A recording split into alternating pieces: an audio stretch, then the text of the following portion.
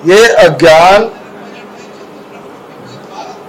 दुर्गति का ये संकल्प का बजट है, ये विनाश का बजट है। इसमें न किसानों के लिए कुछ है, न महिलाओं के लिए कुछ है, न युवाओं के लिए है, न अनुसूचित जाति जनजाति के लिए है, न उद्योग व्यापार के लिए है।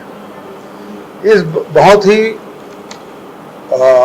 निराशा भरा बजट, जिसमें करीब पौने 2 घंटा से अधिक का भाषण जो नीरस था, उबाऊ था, और इसमें कुछ है भी नहीं। मंत्री जी एक एक सड़क का नाम पढ़ रहे थे।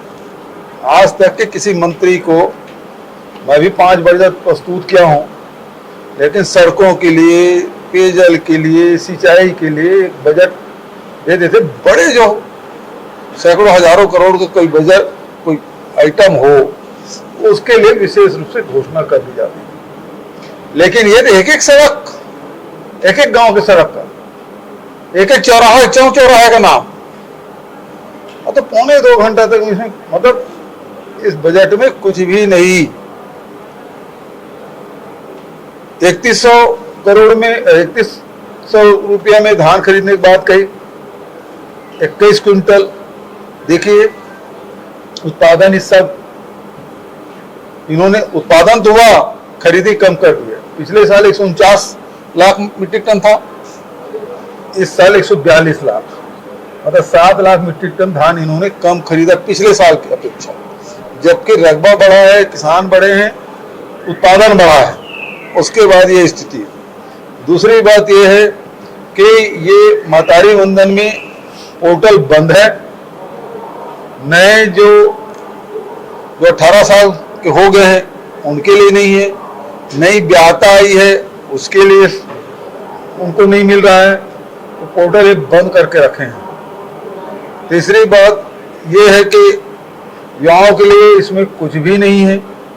रोजगार के लिए एक पुलिस विभाग में भर्ती की बात उन्होंने कही है, बस्तर फाइटर की, उसके अलावा कुछ नहीं। स्कूल शिक्षा विभाग जीरो,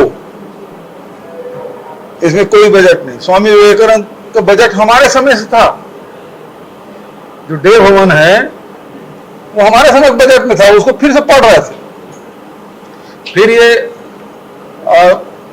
उदरगढ़ और महामाया, ये 4 जो तीर्थ है, ये हर बार वो दोहरा रहे हैं, बन कुछ नहीं रहा है, बोल रहे हैं हर बार, बनता कुछ नहीं है।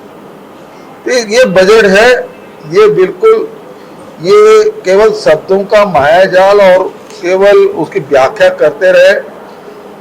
स्थिति ये कि पूर्व वित्त मंत्री जी उठ के चले गए। स्थिति ये कि उनके पार्टी के प्रदेशाध्यक्ष वो इस बैठक में शामिल नहीं रहे। अब सवाल ये उठता है कि सारे सड़कों का नाम, पुल पुलिया का नाम, चौराहे का नाम बोल दिए तो मंत्री लोग क्या बोलेंगे? दुर्भाग्यजनक बात यह है कि कल राज्यपाल का अभिभाषण हुआ। आज तक कभी नहीं हुआ था कि राज्यपाल के अभिभाषण पहले कृतज्ञता प्रस्ताव में चर्चा किया जाता है, चाहे 1 दिन रखे, 2 दिन रखे, पहले वो हो जाता था, फिर बजट रखते थे। लेकिन अब वो कहीं खबरों में नहीं रहेगा।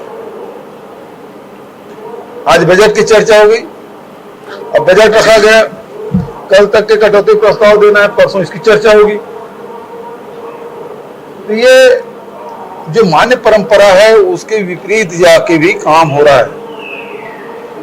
जो सत्ता पक्ष है वो इन परंपराओं को तोड़ रहे हैं, और बजट बहुत ही निराशाजनक है।